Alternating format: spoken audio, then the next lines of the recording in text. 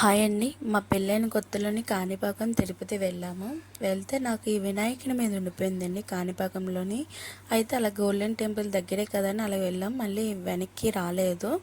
అయితే ఆ వినాయకుడిని ఎన్నిసార్లు అంటే కొలీగ్స్ ఎవరైనా వెళ్ళినప్పుడైనా చెప్పాను. వాళ్ళు తేడం మర్చిపోయినా అని ఏదో ఒక రీజన్స్ చెప్పారు. అయితే లాస్ట్ వీక్ అన్నయ్య వాళ్ళు వెళ్ళారండి తిరుపతి కాణిపాకం గోల్డెన్ టెంపుల్. అయితే నేను మరీ చెప్పాను, అన్నయ్య అక్కడ చిన్న వినాయకుడు ఉంటారన్నయ్య, అది నాకు ఎప్పటి నుంచో అలాగ కోరుకునిపోయిందని తెండే అని. అయితే సరేనమ్మా అని వినాయకుడు నాకు ఎక్కడికి వెళ్ళినా ధూప్ స్టిక్స్ తెస్తారండి అన్నయ్య వాళ్ళు.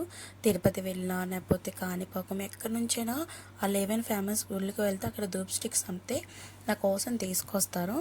అయితే తీసుకొచ్చిన తర్వాత రోజు పుత్ర గణపతి ఏదో రథం చేసుకుంటే చాలా మంచిది అని అందరూ అన్నారు.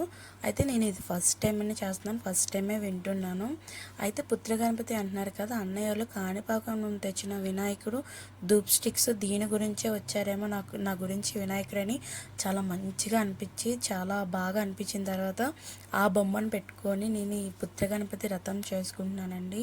నాకు ఫస్ట్ టైం అండి, ఇది ఎలా చేయాలో ఏంటో తెలియదు. అంతా యూట్యూబ్లోనే చూసి అలా నా దగ్గర ఏమేమి ఉన్నాయో వాటితో పోస్ట్ చేసేసుకొని ఆ రోజంతా ఉపవాసం ఉండి ఈవినింగ్ దీపం పెట్టుకొని గుడికి వెళ్ళి గుడి నుంచి వచ్చిన తర్వాత చంద్రుడికి అర్ఘ్యం ఇస్తారంట కదండి.